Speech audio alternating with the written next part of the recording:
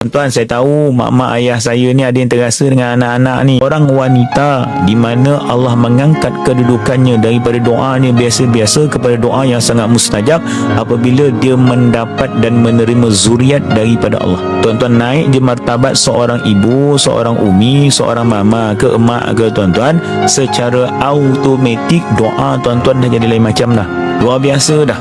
Jaga doa kita tu. Jangan disebabkan perkara-perkara kecil tuan-tuan yang anak kita lakukan pada hari ini, kita mendoakan sesuatu yang tak baik. Mesti ada terasa tuan-tuan.